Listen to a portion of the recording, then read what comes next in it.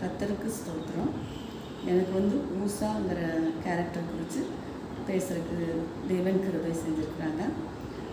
இந்த ஊசாங்கிற கேரக்டரை பற்றி சொல்லும்போது, தாவீது முதல்ல ராஜாவாக அபிஷேகம் பண்ணதுக்கப்புறம் தன் ஆசரிப்பு கூடாரத்தை தன்னுடைய நகரமாக எருசலேமுக்கு கொண்டு போகணும்னு முடிவு பண்ணுறாங்க.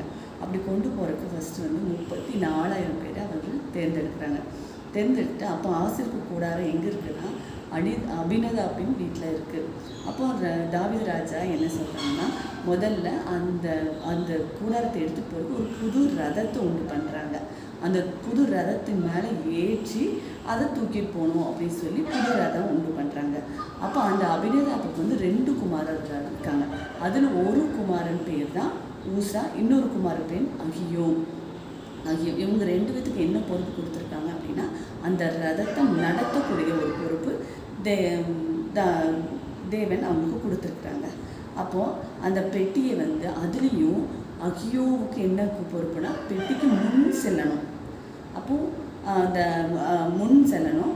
அப்புறம் அந்த இஸ்ரவேலின் சந்ததியாரில் மற்ற சந்ததியார் ஜனங்கள் எல்லாம் என்ன பண்ணணும் அப்படின்னா, தேவதாரு மரத்தில் செய்யப்பட்ட கீத வாத்தியங்கள், வீணைகள், கைத்தாளங்கள், தம்புரு, மேளம், வீணை இதையெல்லாம் வச்சு ஒரு சந்தோஷத்தில் தாவீது ஆசரிப்பு கூடார பெட்டியை எடுத்துகிட்டு போகிறோங்கிற சந்தோஷத்தில் இவங்க எல்லாம் ஆடி பாடி சந்தோஷமாக வர்றாங்க.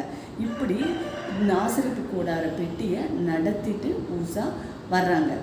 அப்போ அந்த இடத்துல நாகூனின் களம் அப்படிங்கிற ஒரு இடம் வருது. இவங்க இப்படி நடத்தி எருசலேம் நகருக்கு போகிற இடத்துல இப்படி ஒரு இடம் வருது. அந்த இடத்துல வரும்போது மாடுகள் தான் ஏற்றி அதில் அந்த ரதத்தை கொண்டு வருவாங்க. இப்போ அந்த மாடுகள் திடீர்னு என்ன ஆகுதுன்னா மிரண்டு போயிடும்.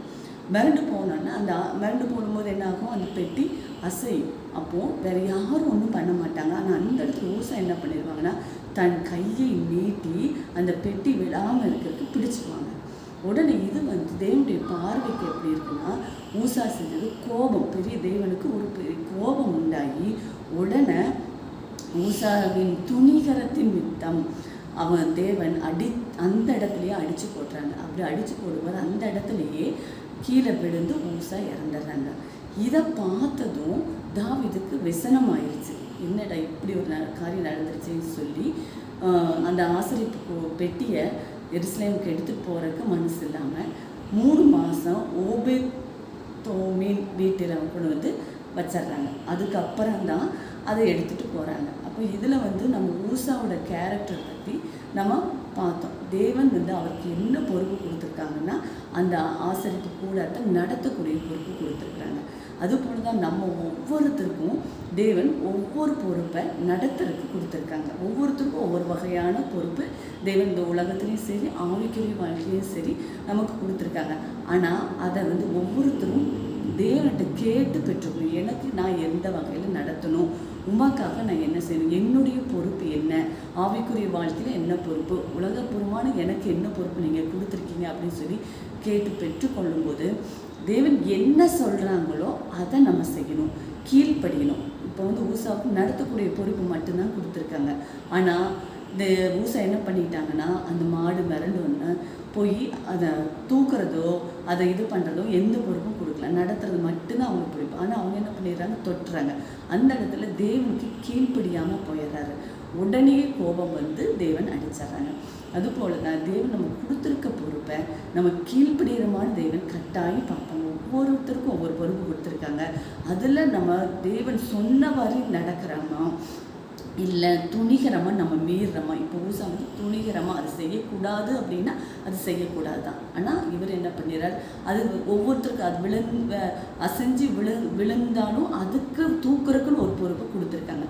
அவங்க தான் அதை செய்யணும். நம்மளும் நம்ம வாழ்க்கையில் சில டைம் என்ன பண்ணிடுறோன்னா, அடுத்தவங்க பொறுப்பில் நம்ம மூக்க நுழைஞ்சு அவங்களுடைய காரியத்தை நமக்கு ஒரு குழப்பம் மாதிரி பண்ணி, எப்படி தாவீது விசனப்பட்டாங்களோ அதே போல் நம்ம வாழ்க்கையில் சில காரியங்கள் இப்படி நம்ம உள்ளே போகும்போது அந்த இடத்துல விசனமாக முடிகிறது. அந்த மாதிரி நம்ம முடியாமல் நமக்கு கொடுக்கப்பட்ட காரியத்தில் மட்டும் நம்ம கீழ்ப்படுகிறோமான்னு பார்த்து நடக்கக்கூடியவர்களாக இருக்கும்.